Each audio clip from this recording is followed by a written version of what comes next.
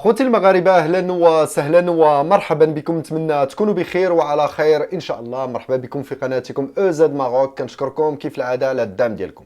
الحلقة ديال هذا اليوم خطير. البوليساريو تهدد بقصف القرقارات بعد حصولها على صواريخ طويلة المدى من إيران. هنا غادي نشوفوا كل شيء بالتفاصيل، وهنا كاين أهداف الكان، الاقتصاد، وكذلك الانتقام ديال النظام العسكري الجزائري على المملكة المغربية.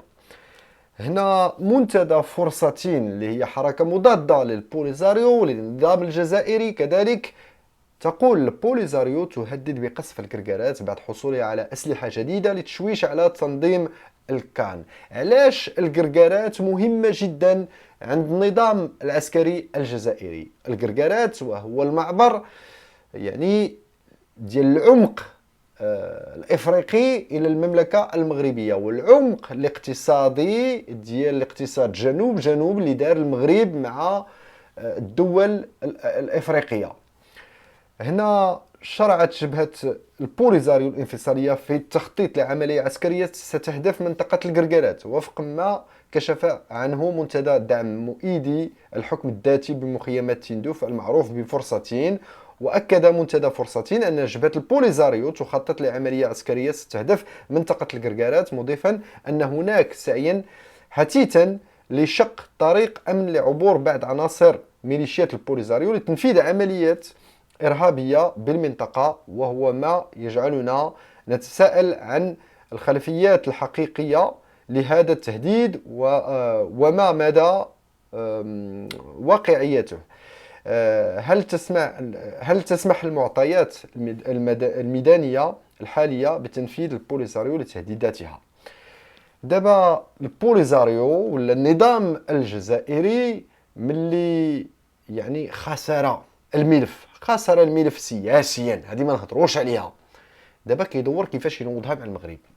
هما جبروا راسهم في واحد الروطار اللي داروه راسهم، هما اللي مشاو كيدعموا واحد الانفصاليين واحد المرتزقه ضد المملكه المغربيه باش يقسموها على جوج. الهدف ديالهم هو المغرب يولي كجزيره مقطوع شمالا شرقا غربا وكذلك جنوبا. كنشوفوا الشمال عندنا اوروبا، يعني خصك الفيزا، خصك كذا كذا، الحدود ديالهم مغلوقه. شافوا في الغرب عندنا البحر، المحيط الاطلسي. بقى لنا الجنوب اللي كيشوفوا بان المعبر ديال الكركارات راه خدام. المغرب كيدير التجاره مع الافارقه، وهنا هذا الشيء كانوا بغاو يبلعوه في واحد الوقت، ولكن المغرب شطبهم تما، هربوا وخلاو الصنادل ديالهم. راكم عاقلين على التاريخ. من دابا المغرب بالدرون بدا كيبندر تما اي مرتزق كيجي للمنطقه العازله. دابا مشاو مع ايران، حزب الله، جابوا بعض الاسلحه. تكلمنا على الدرونات الانتحاريه الايرانيه. دابا شفنا اخيرا ملي ضربوا مدينه السماره استعملوا واحد الصواريخ من نوع جراد، يعني من صنع روسي، واللي ايران كتحولهم، يعني كدير لهم واحد لا موديفيكاسيون باش كيزيدوا يمشيو بعيد. داك المدى ديالهم اللي كانت ديال 40 كيلومتر دابا يقدروا يوصلوها لعند 100 200. يعني كيديروا لها واحد ترانسفورماسيون. كاين دابا جوج حوايج: اما البوليساريو بغات دير واحد العمليه ديال التسلل يعني عبر الاراضي الموريتانيه، ودابا شفنا بان المغرب مع موريتانيا دار اتفاقيات عسكريه، والدرون المغربي عنده حق يمشي في السماء ديال موريتانيا ويضرب فوق الارض ديال موريتانيا. اي تسلل هنا كاين درونات اللي حاضين. واش بغاو دابا يعني يشوفوا كيفاش يدوزوا ويقربوا عند الكركارات عبر موريتانيا ويضربوا؟ هذه الخطه الاولى. ثانيا كيف قالها فرصتين، قال لك اسيدي كاين عناصر اللي يقدروا يدخلوا من الكركارات، يدخلوا بالاوراق ديالهم كذا، واش بباسبور موريتاني ولا شي حاجه، ويدخلوا وينفذوا عمليات يعني في الكركارات، عمليات ارهابيه. كذلك واش دابا البوليساريو قادر يعني بهاد الصواريخ اللي شد دابا يضرب من المخيمات مباشره لعند تندوف. وهنا كنشوفوا بان المسافه طويله، يعني مستحيل الجزائر النظام الجزائري وما عندوش هاد الصواريخ اللي غادي يمشيو يعني بعيد.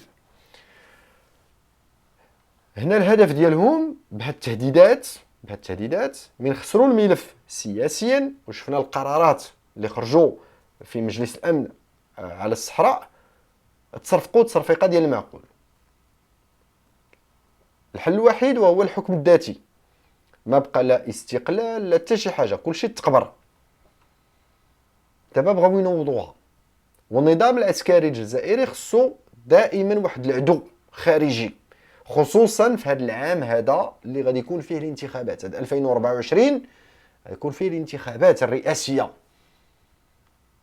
يقدر يكون تشاش، يقدر الحراك يولي ينوض. وهنا كنشوفوا الواقع في الجزائر، الطوابير، ما كاينش يعني شي حلم عند شي مستقبل عند الشباب.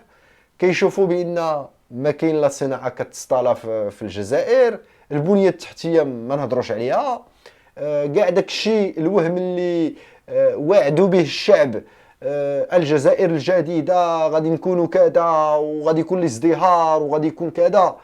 كيشوفوا بان القضيه كتزيد تكفس. ملي كان بوتفليقه بعدا ما كانوش الطوابير، ولكن دابا ملي جا هاد تبون وشنقريحه، الطوابير، الجوع، انقراض ديال العدس، اللوبيا، انقراض الدجاج، شفنا يعني جميع الكارثات في المواد الغذائيه. هنا الشعب الجزائري راه كيطبخ، يقدر ينوض. هما خصهم العدو دائما الخارجي، وهنا كينعتوا دائما المملكه المغربيه. هذا الشيء راه حنا عارفينه، هذه دابا تقريبا 50 عام وهما حاطين على المغرب. دابا من القضيه ديال الاقتصاد، كيشوفوا بان المعبر ديال الكركارات غير في هذا العام الماضي ديال 2022 المغرب مع موريتانيا، التبادل التجاري مع موريتانيا وصل عند 300 مليون دولار. وتخيلوا هنا موريتانيا اللي يعني ما كاملش شي 5 المليون ديال النسمه، يعني دوله صغيره يعني بالنسبه للبشريه يعني اللي فيها 300 مليون ديال الدولار في 2022. هذه غير موريتانيا، بلا ما نهضروا. تخيلوا دابا مع الساحل العاج، مع السنغال، مع البوركينا فاسو، مع غامبيا، مع غينيا، مع ليبيريا، مع يعني هنا المغرب راه التجاره خدامه على المعبر ديال الكركارات. كذلك كنشوفوا بان 80% ديال التصدير المغربي اللي كيمشي عند موريتانيا كاين ثلاثه الحوايج. كاين بعدا قضيه ديال الماكله، يعني الفواكه و كاع داكشي ديال الفلاحه، كذلك كاع ديال الصناعه، الحوايج اللي كيتصنعوا في المغرب، وكذلك الماتيريال والطوموبيلات، الطوبيسات، يعني كاع داكشي ديال الترونسبور. هادو ثلاثه الحوايج اللي كيصدروهم المغرب لعند موريتانيا.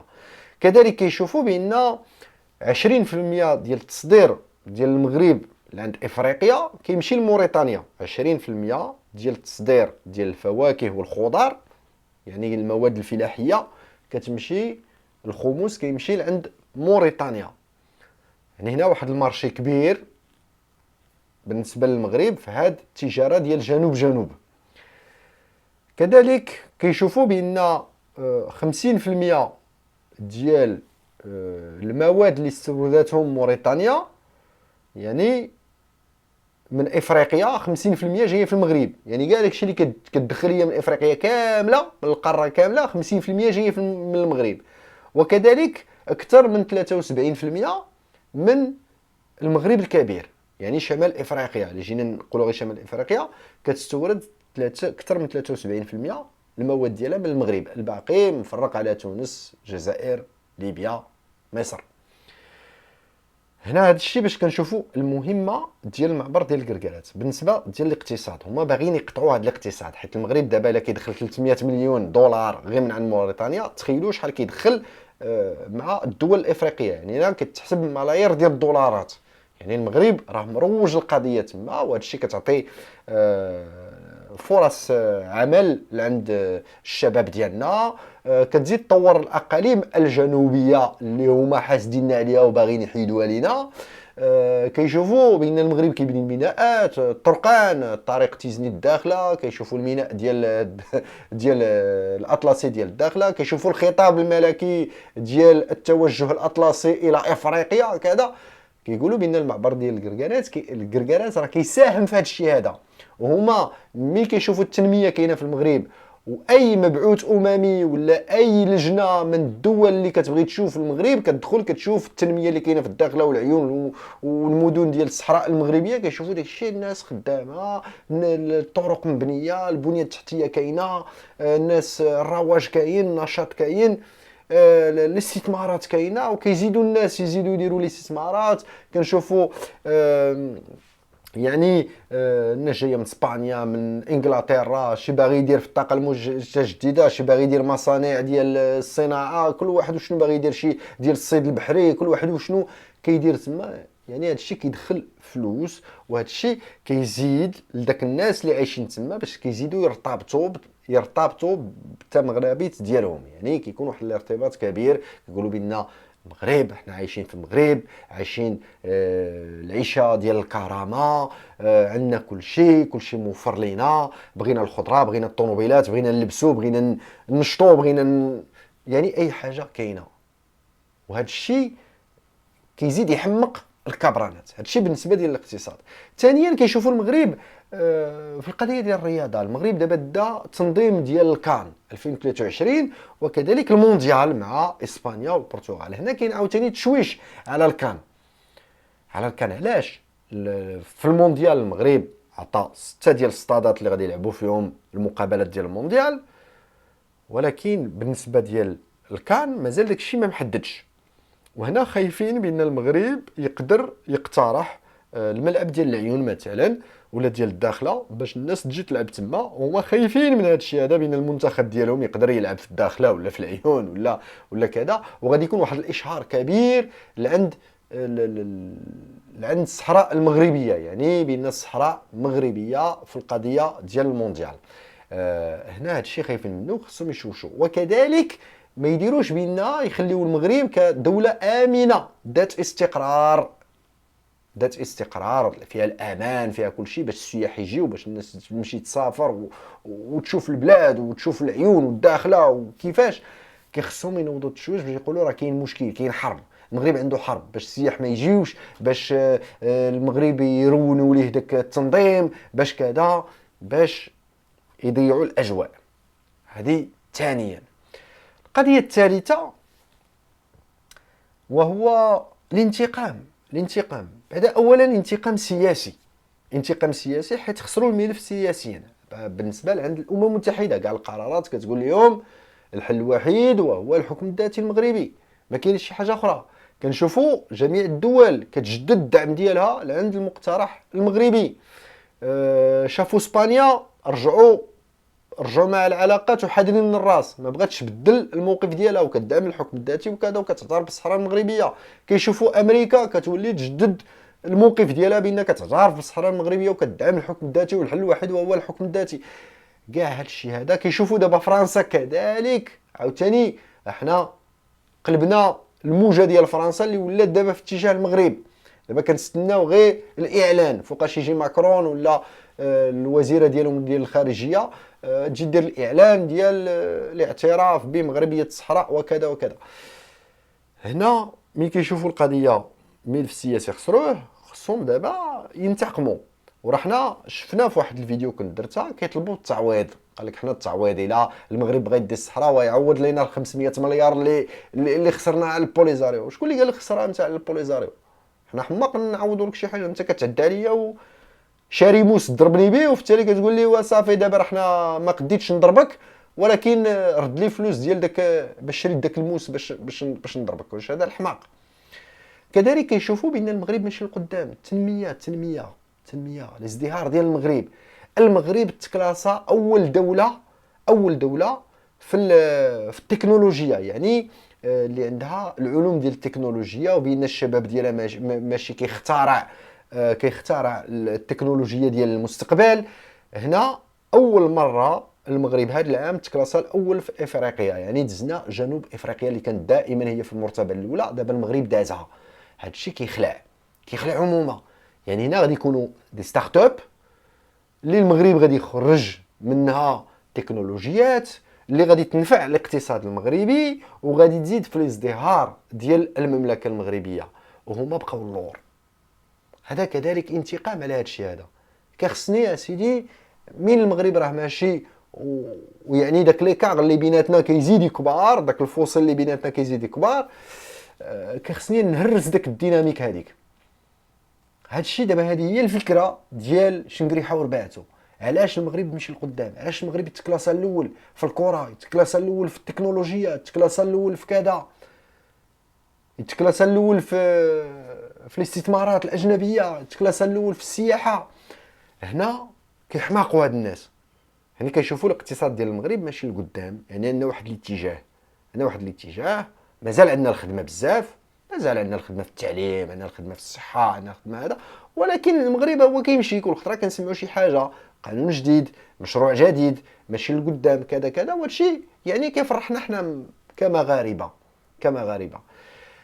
هذا هو الهدف ديالهم، باش زعما يشوشوا. دابا واش داك الصواريخ طويل المدى واش يقدروا يوصلوا للكركارات؟ يعني من المستحيل. يعني حتى الجزائر ما عندهاش باش يضربوا من الجزائر مباشره لعند الكركارات، راه ما يقدروش عليها. ثانيا اذا كان التسلل، هنا كاين دابا الاتفاقيات، وهذا غادي يكون انتحار بالنسبه لعند البوليزاريو. الا دار داك التسلل يعني كيخصو يجيب واحد الفوج كبير، يعني ماشي غادي يصيفط 3 الناس باش يضربوه، كيخص يصيفط يعني واحد الديفيزيون ولا واحد لا بريغاد اللي كيخصها توصل تقرب لعند المعبر باش تضرب تما. ولكن هنا كاين درون، كاين الاتفاقيات مع موريتانيا، اتفاقيات امنيه عسكريه الجديده اللي دارها المغرب مع موريتانيا. هنا يعني غادي يكون داك الشيء صعيب، ولكن التهديدات كاينه، يقدروا يضربوا في الشمال، يعني المنطقه ديال المحبس، المنطقه يعني ديال السماره ولا كذا، ولا في يعني في الجنوب ديال الاطلس المغربي على الحدود الجزائريه. هذا الشيء ممكن. هنا المغرب كيخصو يكون راد البال، وهذا الشيء كتسمى يعني عمليه ارهابيه، وغادي يزيد يورط الكبرانات ولا البوليزاريو باش غادي يكونوا في الليسته ديال الارهاب. وهنا غادي تكون اخير ديال البوليزاريو، وثانيا ديال النظام العسكري الجزائري، وما يقدروش يوصلوا حتى لديك الانتخابات اللي راهم كيوجدوا ليها في 2024. شكرا لكم اخوتي على المتابعه ديالكم، نتمنى الحلقه تكون عجبتكم، والى اللقاء في حلقه قادمه ان شاء الله، والله يحفظكم.